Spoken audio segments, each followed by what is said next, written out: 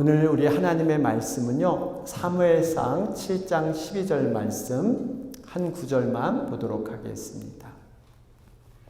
사무엘상 7장 12절 말씀입니다.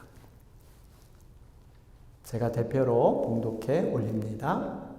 사무엘이 돌을 하나 가져다가 미스바와 센 사이에 놓고 우리가 여기에 이르기까지 주님께서 우리를 도와주셨다 하고 말하면서 그 돌의 이름을 에벤 에셀이라고 지었다. 아멘. 할렐루야. 예, 오늘 우리 25년 마지막 송년주일로 우리가 드리게 됩니다. 올 한 해 정말 믿음으로 여러분 최선을 다해 살아오신 모든 분들 축복하고요. 또 올 한 해 참 많은 일들이 우리 각자에게 또 가정별로 우리 자녀나 손주에게 있었는데 이 모든 것들을 잘 감당하신 여러분들 정말 주님의 이름으로 축복하고 수고 많으셨습니다. 오늘 마지막 우리 25년 예배를 드리면서 혹시 여러분들 이런 말 들어보셨는지 모르겠어요. 하루는 생각보다 길고 한 달은 생각보다 짧다. 여러분, 하루는 생각보다 길다고 여깁니다. 물론 어떤 바쁜 일정이 있고 바쁜 날은 하루도 모자라죠. 24시간이라는 것이 굉장히 모자라는데 우리가 상식적으로 볼 때 하루라는 기간과 한 달이라는 기간, 더 나아가서 1년, 10년, 20년 이걸 보면 하루가 연장이 돼서 1년이 더 길게 느끼고 또 10년이 더 길어져야 되는데 실상 우리가 느끼는 것은 굉장히 하루보다는 10년, 20년, 50년이 짧다 느끼는 그러한 개념이 있습니다. 그래서 우리 연세 드신 어르신들 보면 80, 90이 되셨는데 정말 너무 빨리 지나갔다. 이런 얘기들을 하시죠. 왜 하나님께서는 우리에게 이 하루라는 시간보다 10년, 20년 긴 시간을 짧게 느끼게 하셨을까? 여러 가지 이유가 있겠죠. 근데 그 중에 하나는 뭐냐면 우리가 망각의 은혜, 잊어버리는 것. 여러분 잊어버리는 것도 은혜인 줄 믿습니다. 요즘 건망증 때문에 혹시 내가 치매 아니야? 그런데 잊어버리는 것도 은혜예요, 은혜. 잊어버리고 살아야지. 여러분 다 기억해 보세요. 누가 나한테 서운한 말 했어? 누가 나한테 그때 이런 얘기 했어? 이런 마음의 상처, 정말 이런 모든 것들이 생생하고 확연하게 생각난다? 그것도 아주 길게 내가 살아온 60년, 70년, 80년의 인생 가운데 하나하나 조목조목 생각난다? 이거는 굉장히 그 사람을 힘들게 합니다. 힘들게 해요. 그래서 하나님께서 어떻게 보면 이런 원리를 통해서 우리에게 그 모든 세월들을 그냥 짧게 생각하게 하는 이런 것이 아닌가 우리가 돌아볼 수가 있습니다. 그래서 잃어버린 것도 뭐다? 은혜다. 네, 은혜다. 깜빡깜빡 잃어버린 것도 은혜다. 이렇게 여기시고 우리가 살았으면 좋겠어요. 이런 원리가 또 여자분들도 그 아이를 낳으면 이런 거 있잖아요. 애 낳을 땐 너무 힘들어. 너무 고통이야. 그런데 잊어버리잖아요. 잊어버려. 물론 상쇄되는 기쁨도 있죠. 아이를 고통 가운데 낳지만 그 아이에 대한 예쁨 때문에 그런데 그래서 둘째를 또 갖게 되는 것이죠. 여러분 저는 이런 원리들이 우리가 추구해야 될 사역의 원리가 아닌가 생각을 합니다. 여러분 한 영혼을 예수님의 자녀로 이렇게 잉태하는 수고가 여러분 쉽지는 않습니다. 한 영혼이 목장에 나오고 교회에 나와서 예수님 영접하고 세례받고 여기까지 정말 쉽지 않은 인내가 필요하고요. 급진한 사랑이 필요합니다. 하나님만 아시는 헌신과 희생이 그 속에 들어있어요. 사람들은 잘 몰라요. 결과만 보고 그냥 열매만 보고 그렇지만 그 안에 들어있는 눈물은 본인만이 하나님만이 아시는 그러한 일들이 있습니다. 그럼에도 불구하고 힘들지만 다시 그 일을 감당할 수 있는 것은 그 안에 하나님의 은혜와 내가 깨닫지 못했던 그 영혼 구원에 대한 감사와 기쁨이 들어있는 줄 믿습니다. 바로 이것 때문에 내가 이거 너무 힘들어서 못해. 그러다가도 다시 일어나서 그 일을 감당하게 되는 거예요. 여러분, 우리 인생을 참 보면요, 동서고금을 막론하고 많은 얘기들을 하는데 이런 얘기들이 공통적인 얘기예요. 인생은 무상하다. 인생은 덧없다. 이런 얘기 많이 합니다. 여러분, 세상 사람들이 왜 인생이 이렇게 무상하고 덧없다 이렇게 얘기를 하는 것일까요? 하루하루를 열심히 끌어다 모아서 살아갔지만 나중에는 인생이 무고 허고 아무것도 없는 이러한 빈 것처럼 느껴지는 이런 것이 있기 때문에 결론은 인생이 무상하다 그러는 거예요. 그 중심에는 뭐가 있습니까? 죽음이라는 죽음. 죽음은 이별로 생각하고 죽음은 끝이라고 생각을 하고, 이러니까 모든 것이 내가 열심히 무엇을 위해 살아왔는데 달려왔는데 모든 것이 끝이고 이별이고 이렇게 생각하니까 허무하다 이렇게 느낄 수밖에 없는 거예요. 우리 크리스찬들에게 정말 하나님이 주신 축복은 영원한 미래가 있음을 분명히 알고 살아가는 삶이 크리스찬의 모습인 줄 믿습니다. 크리스찬은 이건 주신 복이에요.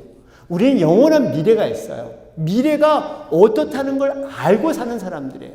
그래서 지금 과거, 현재, 미래 이 모든 것이 연결되는 시간 속에서 우리는 살아가는 거예요. 우리가 이 땅에서 주님을 위해서 뿌렸던 그 흔적, 그 고생과 수고의 그 모든 흔적이 반드시 미래에 어떠한 모습으로 반드시 나타난다는 거예요. 여러분, 그렇기 때문에 우리가 주님을 위해 사는 것, 영혼을 위해 애쓰는 것, 여러분 이것은 우리에게 너무나 귀한 복이 되는 줄 믿습니다. 이것이 없어지는 게 아니에요. 세상 것은 없어지고 이것이 사라지지만 우리는 반드시 그 흔적들이 하나님이 기억하는 아름다운 모습으로 여러분 이루어진다는 겁니다. 그런 의미에서 우리가 올해를 점수 매긴다, 평가한다, 참 이러기가 어려워요. 우리가 이제 병원에 가면 여러분 그거 많이 하잖아요. 뭐예요? 페인, 고통이 1부터 10 가운데 어느 정도 되세요? 그러면 내가 너무너무 아프면 8입니다. 7입니다. 덜 아프면 3입니다. 이래가지고 의사 선생님이 주관적인 그 아픔을 객관화시켜서 숫자로 표현을 많이 하죠. 병원 안 가보셨어요? 그 병원과 제가 다닌 병원은 틀린가요? 네. 그런 거 많이 한단 말이에요. 근데 인생, 우리 올 한 해를 돌아볼 때 어떠한 이 수치로 참 말하기가 어려워요.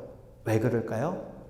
오늘이란 시간은 우리가 하나님의 큰 섭리와 그림 안에서 흘러가는 과정의 시간이기 때문이에요. 결론되는, 어떠한 것이 결론되는 결과물이 아니라 지금 흘러가는 그 과정 속에 있기 때문에 이것이 어떻다라고 딱 말할 수 없는 거예요. 여러분, 분명히 하나님은 우리 인생을 여러분 큰 그림 안에서, 큰 섭리 안에서 이렇게 하나님은 이끌어 가세요. 내가 열심히 나는 어떤 인생을 살아간다고 나는 추구한다고 그러지만 하나님의 귀한 그 큰 그림, 큰 손바닥 안에서 우리의 인생이 빚어지고 하루하루의 사건들이 연결돼서 합력하여 선을 이루는 하나님의 놀라운 일들을 이뤄낼 줄로 믿습니다. 그래서 전도서 7장 14절에 이런 말씀을 하시잖아요.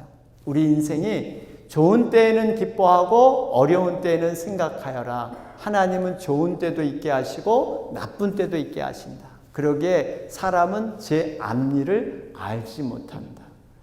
여러분, 우리 올해 한 해를 돌아볼 때 좋은 때도 있었어요. 때로는 나쁜 때, 어려운 때도 있었어요. 그런데 이거를 사람들이 모르게 하신대요. 그 이유는 하나님이 우리 인생을 주관하신 분이라는 것을 알게 하시고요. 또 하나는 우리가 앞일을 안다면 우리는 그 자기가 알고 있는 것을 믿고 굉장히 교만해질 수 있어요. 우리가 앞일을 모르기 때문에 겸손히 하나님이 주어진 삶을 겸손히 살게 되고 하나님을 더욱더 의지하게 되는 그러한 믿음이 우리에게 생기는 줄 믿습니다. 여러분이 미래를 안다면 여러분 어떻게 할까요? 하나님 안 믿을 거예요. 그 알고 있는 것만 자기가 취하려고 그럴 거예요. 여러분, 이런 삶이 우리에게 행복이냐? 그건 불행입니다. 여러분, 그렇기 때문에 우리가 항상 하나님은 오늘 사건을 통해서 뭔가 일하고 계신다. 하나님의 큰 그림을 그리신다. 여러분, 이거를 꼭 생각했으면 좋겠어요. 그래서 흔히들 세옹지마라는 그런 얘기를 하잖아요. 좋은 일이었는데 그것이 나쁜 일로 드러날 수도 있고요. 나쁘게 여겼는데 그것이 좋은 결과로 드러날 수 있어요. 여러분, 세상에서는 아무리 능력이 많고 정말 가능하다고 여기는 사람도 넘어지고 실패할 수 있습니다. 저 사람 누가 봐도 능력 있고 모든 여건을 갖춰서 분명히 해낼 수 있을 거야. 그런데 안 되는 경우가 있어요. 왜요? 하나님의 섭리 안에서 우리 인생이 빚어지기 때문에. 그 말씀이 바로 전도서 9장 11절에 그렇게 기록되어 있어요. 여기 보니까 나는 세상에서 또 다른 것을 보았다. 빠르다고 해서 달리기 해서 이기는 것은 아니며 용사라고 해서 전쟁에서 이기는 것도 아니더라. 지혜가 있다고 해서 먹을 것이 생기는 것도 아니며 총명하다고 해서 재물을 모으는 것도 아니며 배웠다고 해서 늘 잘 되는 것도 아니더라. 불행한 때와 재난은 누구에게나 닥친다. 여러분 보세요. 어유예요? 인생 그냥 포기해버려. 네, 포기해버려. 네. 여러분 여기 보세요. 이렇게 모든 조건을 갖췄잖아요. 빠르면 당연히 달리기에서 이겨야죠. 용사, 정말 전쟁을 잘하는 사람은 반드시 이겨야죠. 그런데 안 된다는 거예요. 결국 하나님께서 큰 섭리 안에서 우리 인생을 빚어가고 계신다. 우리 인생의 주인은 누구? 하나님인 줄 믿습니다. 내가 주인이 아니에요.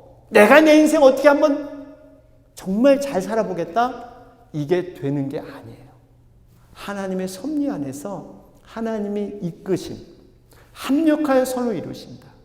여러분 이걸 꼭 기억했으면 좋겠습니다. 오늘 본문 말씀은 어떻게 나온 말씀이냐면요. 우리 사무엘상 7장 12절을 한번 다시 보세요. 여기 보니까 사무엘이 돌을 하나 가져다가 미스바의 센사에 놓고 우리가 여기에 이르기까지 주님께서 우리를 도와주셨다. 그리고 이것을 에벤에셀이라고 했다. 여러분 이 에벤에셀이란 말, 이 에벤은 돌이라는 뜻이에요. 에셀은 도움이란 뜻입니다. 그러니까 합하면 도움의 돌, 이런 뜻이 에벤에셀이에요. 그런데 이스라엘 백성들은 어떤 기념을 할 때 하나님의 은혜와 하나님의 놀라운 감사가 있으면 이렇게 돌비를 세우는 이러한 전통이 있었습니다. 그러니까 이 돌을 통해서 하나님의 은혜, 이 은혜를 내가 기억하겠다 하는 그러한 마음에서 이런 일을 했던 거예요. 여러분 근데 돌에다가 글을 새기면 글씨가 어떻게 돼요? 쉽게 지워지지 않습니다. 돌에 새긴 건. 저같이 이 머리가 나쁜 사람은 새기기가 어렵지 한번 새기면 평생 갈 줄로 믿습니다. 한번 새기기가 어려워. 돌에다가 뭘 새기려면 이게 참 처음이 어렵지 한번 새기면 돌머리야. 돌머리 맞아요. 돌머리. 돌머리. 꼭 그렇게 얘기를 하셔야겠어요. 그냥 이게 평생 간단 말이에요. 평생. 새기기가 어려운 거예요. 새겨만 보세요. 안 잊어버려요. 어쨌든 이분들은 돌에 그런 걸 보면서 하나님의 은혜를 안 잊어버리겠다. 이런 생각을 한 거예요. 이게 어떤 일이 있었냐면 사무엘이 이 이스라엘의 영적 지도자가 되기 전에 그 당시 엘리라는 영적 지도자가 있었는데 이 엘리 다음의 아들이 홈리와 비느하스입니다. 이 홈리와 비느하스는 너무나 아주 불경건한 이러한 제사장들이었어요. 하나님의 뜻도 안 물어보고 자기 멋대로 막 그렇게 제사를 지내고 제사 제물에 손을 대고 이랬던 자들이 바로 홈리와 비느하스입니다. 그런데 하루는 이 블레셋, 이스라엘의 천적이죠. 전쟁이 일어났어요. 그런데 그 전쟁에서 패하고 맙니다. 그러면서 이 제사장들이 생각하기에 왜 우리가 이렇게 졌을까, 패했을까 생각했는데 법궤를 안 가져갔구나.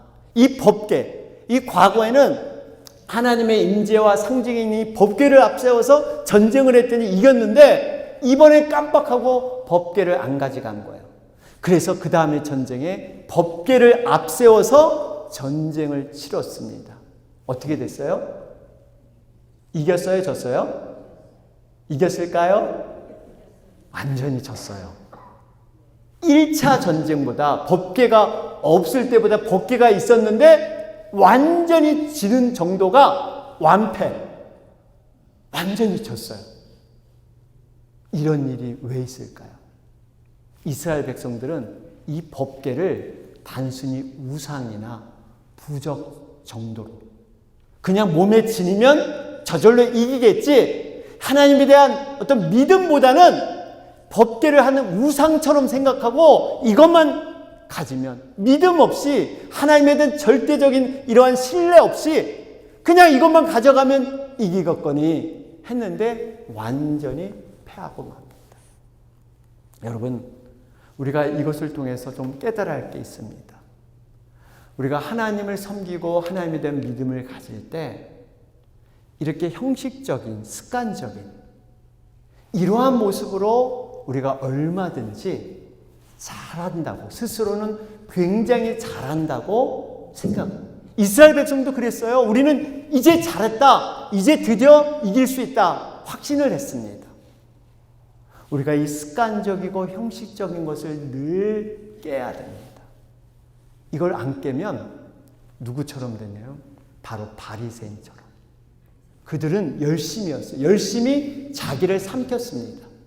그저 몸만 와서 형식적인.